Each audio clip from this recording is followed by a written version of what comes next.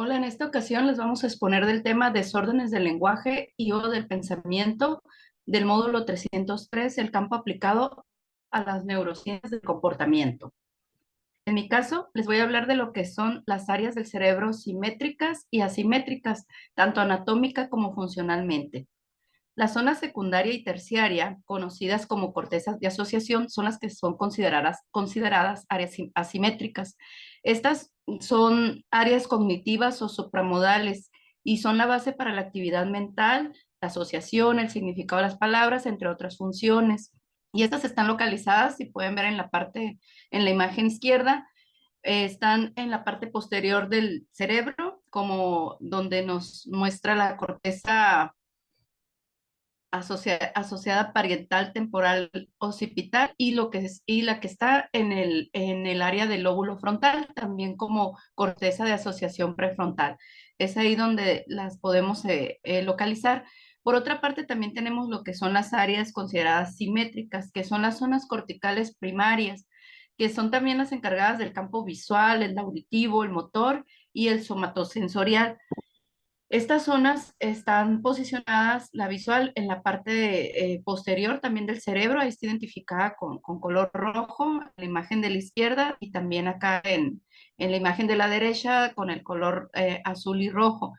Estas son pues las encargadas de lo que es la parte visual, la auditiva que está en los laterales, en los laterales y somatosensorial y motora que están en la parte superior del cerebro.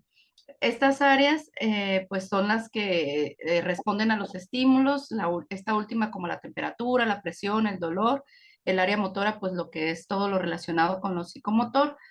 Y también es importante mencionar que responden de una manera contralateral, es decir, el lóbulo frontal derecho maneja lo que es el área izquierda de nuestro cuerpo y el lóbulo izquierdo lo que es la parte derecha de nuestro cuerpo. Adelante, compañero Mar. Gracias, Moni. Bueno, y voy a hablarles un poquito sobre a qué nos referimos cuando hablamos de especialización hemisférica. Nos referimos al concepto de que cada uno de los hemisferios cerebrales, tanto izquierdo como derecho, tienen ciertas funciones distintas y especializadas en el procesamiento de ciertos tipos de información, que llegan a estos y la forma de recibir dicha información, además de la especialización en la realización de distintas tareas cognitivas. Aunque ambos hemisferios trabajan juntos en la mayoría de las actividades cerebrales complejas, existe evidencia de que en algunas funciones uno de los hemisferios puede tener un papel dominante. La diferencia no está en el tipo de información que trata cada parte del cerebro, sino en el modo en el que está procesada. Lo podemos ver aquí en la imagen, separándolo un poquito, en el hemisferio izquierdo y el hemisferio derecho, de color rojo y color azul. Entonces, esta información procesada y o adquirida, siendo las áreas corticales secundarias y terciarias, las principales en el que puede observar la especialización hemisférica. Este tema es complejo, por lo que aún se continúa en la investigación de la complejidad de la organización cerebral. A continuación, más adelante vamos a ver lo que son las funciones de las que están especializados ambos hemisferios cerebrales y referente directamente a lo del tema, a lo que es la ausencia del lenguaje, el trastorno del ritmo, trastornos interactivos, los trastornos de la significación que vamos a desarrollar más adelante. Por lo pronto le doy paso a mi compañera Gris. Adelante, Griselda. Gracias. Pues como ya nos mencionó mi compañero Omar, los hemisferios cerebrales tienen funciones especializadas en relación a la percepción, la cognición, la conducta y los aspectos emocionales y sociales de las personas. El hemisferio izquierdo es el verbal o lingüístico y utiliza un procesamiento analítico y secuencial de la información de un modo deductivo, simbólico, temporal, racional y lógico, por lo que se encarga de los procesos de planeación secuencial, de la memoria de trabajo en cuanto a información verbal, a la flexibilidad mental, la fluidez verbal y el establecimiento y consolidación de rutinas. Es dominante para el razonamiento matemático y para la expresión de emociones positivas. Por otro lado, el hemisferio derecho, que es el no verbal o espacial, porque es dominante en las actividades que requieren procesamiento visoespacial, como la orientación en el espacio, la memoria espacial, la identificación de caras y el reconocimiento auditivo de melodías o ruidos en nuestro entorno.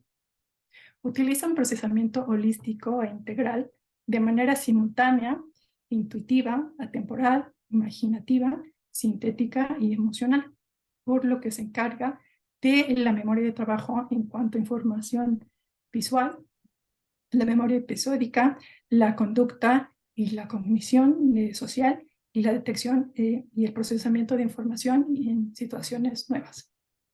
Es dominante en el control de la atención y en la expresión de emociones negativas y es considerado el hemisferio artístico. Adelante. Muy bien, y ahora vamos a platicar un poquito de los trastornos del pensamiento, que básicamente son las alteraciones al proceso mental que ayuda a los seres humanos a crear razonamientos, a realizar juicios, a construir una serie de ideas. Básicamente, estos trastornos del pensamiento se colocan en tres grupos. Los primeros son del curso, los segundos son del contenido y muchos autores coinciden en que existe una tercera grupo que son los de la vivencia. Regresamos un poquito a los del curso y básicamente el curso se refiere al progreso de ideas en cierto tiempo, por lo cual existen dos divisiones dentro de esta misma categoría, las cuales son de velocidad y de forma. Cuando hablamos de las de velocidad, podemos tener algunos ejemplos de estos trastornos como son pensamiento acelerado, pensamiento fugitivo, pensamiento inhíbido o incluso bloqueo del pensamiento, que va relacionado con esta capacidad de cuántas ideas se pueden estructurar en cierto o determinado tiempo. Pueden ser muy pocas o pueden ser demasiadas, y eso provoca, por ejemplo, que el usuario o que la persona hable demasiado rápido o genere un montón de ideas en un muy poco tiempo. Los de la forma van relacionados a aquellos en cómo está la estructura de este pensamiento, si hace sentido, si no hace sentido, si es algo que se desvía, ¿no? Por eso justamente tenemos ejemplos como trastornos de pensamiento circunstancial, distraído, tangenciales, ¿no? Incluso hasta caer en la coherencia. En el segundo grupo podemos ver los del contenido del pensamiento, que ya va más enfocado a qué es lo que está pensando en ese momento la persona. De ahí de que surgen temas como las preocupaciones, ideas fijas que pueden ser incorrectas y que le cuestan al usuario cambiarlas para realmente comprender cuál es la realidad, por ejemplo, ¿no? Ideas obsesivas, ideas fóbicas, pensamiento mágico o incluso algunas ideas delirantes por ahí. Y en el tercer grupo, en el que coinciden muchos autores, es la vivencia del pensamiento. Son las experiencias que puede tener este pensamiento. Por ejemplo, que la persona experimente que alguien más está leyendo su mente o que sus ideas pueden ser vistas por los demás o que alguien más esté metiendo pensamientos dentro de ellos, ¿no? Entonces, estos son más o menos cómo está la clasificación de trastornos del pensamiento. Y ahora vamos a pasar a ver con mi compañero Carlos sobre los trastornos del lenguaje. Adelante. Muchas gracias. Entonces, a continuación, sigue la clasificación de los trastornos del lenguaje. Estos tienen una característica que su patología no es muy fácil de detectar, ya que puede ser parte de los trastornos de pensamiento o verbales. Estos se dividen en 5 categorías. La primera sería ausencia de lenguaje, que es la ausencia total del lenguaje verbal. El origen puede ser múltiple, por lo tanto necesita un diagnóstico diferencial. Se divide, bueno, algunas características pueden ser que este trastorno es por medio de un reflejo negativo ante una situación o una situación de estrés. También puede ser una totalidad de mutismo selectivo o electivo. Puede ser a causa de la sordera o del autismo. Como ejemplo, puede ser que un alumno en preescolar deje de hablar por alguna situación que esté pasando por su casa o alguna situación de estrés, a pesar de que pueda comunicarse con otras personas o con alguien en específico, en la escuela puede tener totalmente ausencia de lenguaje. El siguiente sería trastorno del ritmo, que es la alteraciones en particular del ritmo o velocidad del lenguaje. Estos se clasifican en bladifemia, aumento de la latencia en las respuestas, taquifemia, presión del habla o tartamudez, y la prosodia.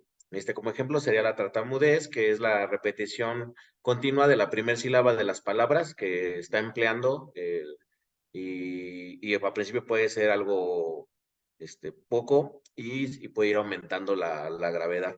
El siguiente sería trastornos iterativos, que son las alteraciones en la repetición de las mismas palabras. Esto se divide en 4: palilalias, ecolalias, verbigeración o coprolalia. Como ejemplo sería que el paciente va a repetir la última palabra de todo lo que se le dice, siempre va a estar repitiendo lo que dicen las demás personas, como algo involuntario. El siguiente sería trastornos de la significación, que afecta directamente el significado del lenguaje, dividiéndose en neologismos, paralogismos, glosomania, glosolalia, ensalada de palabras o descarrilamientos, asociaciones laxas de ideas. Como ejemplo, tenemos personas que pueden cambiar súbitamente de un tema a otro, pueden estar hablando de matemáticas y de repente cambiar a español y estar hablando de un tema, y se les olvida de qué tema estaban hablando anteriormente, pero no necesariamente son temas al azar, sino están hablando bien del tema y sus ideas son correctas, pero cambian muy fácilmente de tema. El último sería alteraciones de origen neurológico, que se divide en dos grupos, que serían afasias y trastornos de articulación. Las afasias son afasia motora, afasia sensorial, afasia mixta, que se divide, que sería la motora más sensorial, afasia transcortical y afasia psicógenas. En los trastornos de articulación encontramos las disartrias, las disfonias y las dislaxias. Y como ejemplo en las afasias es que las personas confunden totalmente las palabras, van a decir alguna frase y van a encontrar una frase que se parece, alguna palabra que se parece a la que quieren ellos expresar, y no va a ser lo que ellos quieren. Totalmente sus frases son sin coherencia y no necesariamente van a expresar lo que ellos quieren decirle a las personas. Por último, tenemos un análisis de un tema de una película que realizamos. Le cedo la palabra a mi compañera Ofelia. Hola, muchas gracias, Carlos. Pues bueno, ya una vez de la explicación que nos dieron tanto Raciel como Carlos, podemos identificar la película, como bien mencionaba nuestro compañero, de acuerdo a, bueno, la película es Mente Brillante, el personaje que vamos a analizar, el John Nash, es el protagonista de esta película. Encontramos en el trastorno del pensamiento, el trastorno de la velocidad y la esquizofrenia, también los posibles trastornos de contenido, como preocupaciones, ideas sobrevaloradas, ideas delirantes, secundaria o ideas deliroide, posibles trastornos de la experiencia vivencial del yo, del pensamiento, también denominados trastornos de la propiedad del pensamiento. En esos encontramos delirios de persecución, delirios de significación, delirio sistematizado, delirio megalomaniático o de grandeza y delirio de referencia. Un ejemplo, por ejemplo, es cuando John conversa con su esposa acerca de su amigo Charles de una manera recurrente y coherente, casi como si realmente existiera. Así también cuenta la manera en la que trabaja para el gobierno en una misión secreta, para la cual además tiene un compañero, Parcher. Inclusive llega a contar cómo es que le colocan un chip de identificación y que lo tiene insertado en su brazo. Trastorno del lenguaje. Aquí encontramos la taquifemia o taquifasia y la presión del habla. Bueno, como ya nos comentó también nuestro compañero, vamos a mencionar ahora también un ejemplo. El personaje explica sus teorías o sus ecuaciones y todas esas ideas forman parte de ello y fluyen muy rápido. Es decir, se nota cómo va aumentando de velocidad su lenguaje conforme va quedando más extasiado por mencionar todo aquello que ocurre en su mente. Inclusive no hace pausas y eso impide el diálogo con sus compañeros. Es como si las ideas fueran más rápidas que su capacidad de expresarlas. Por ejemplo, al surgir una idea, como cuando en el salón bar le explica a sus compañeros sobre el error que encuentra en la teoría de Adam Smith e inmediatamente después sale sin dar oportunidad al diálogo, inclusive choca con la mujer rubia. Bueno, quiero también mencionar la importancia de cómo John Nash, a pesar de tener estos trastornos, logró llevar una vida cuasi normal, una vida como todos. Llegó a ser autónomo, llegó a ser independiente, llegó a ser cabeza de familia, llegó a ser padre, llegó a ser esposo, llegó a trabajar y a desarrollarse. Eso es algo importante y pues bueno, con eso damos por terminado nuestro trabajo. Muy buenas noches.